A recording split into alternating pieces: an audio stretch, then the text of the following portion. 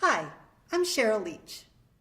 In this problem, we want to determine whether our function has a vertical asymptote or a removable discontinuity. And then we're going to go ahead and use a graphing utility to confirm our results. All right, well, our function is x squared minus 1 divided by the quantity x plus 1. And at first glance, it looks like there's going to be a vertical asymptote at -1 because that will make the denominator equal to 0. But let's take a closer look. My numerator is a difference of squares, and I can factor that. So let's factor this into the quantity x plus 1 times the quantity x minus 1. And it's still all divided by x plus 1. Now I notice that I have a common factor in the numerator and denominator that can be canceled. So I can cancel that quantity x plus 1, which leaves me with x minus 1, as long as x does not equal -1. So let's take a look at a comparison between x minus 1 and my original function. X minus 1 is a line, and if I wanted to, I could plug -1 into it and get -2 as an answer. If I plug -1 into the original function, it's undefined.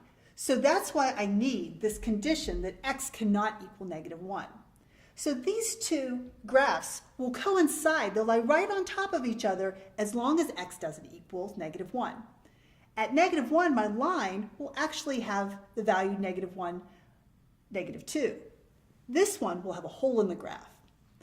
Okay, so now that I've determined there's a hole in the graph, it's not a vertical asymptote as I first suspected. So this has a removable discontinuity.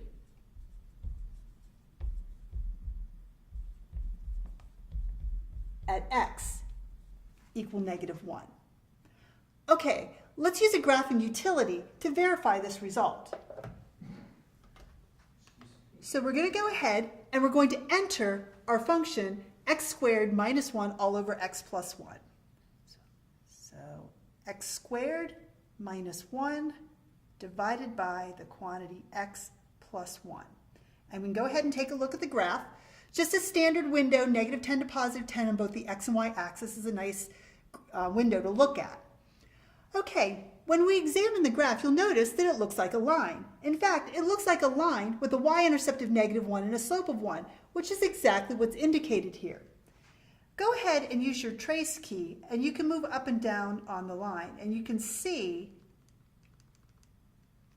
that all of the values of x squared minus 1 over x plus 1 coincide with x minus 1. However, there's one problem with using graphing utilities. Sometimes it misses a hole in the graph.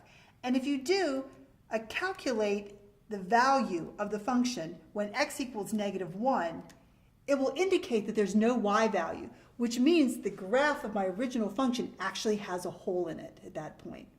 I hope that was helpful. Thanks.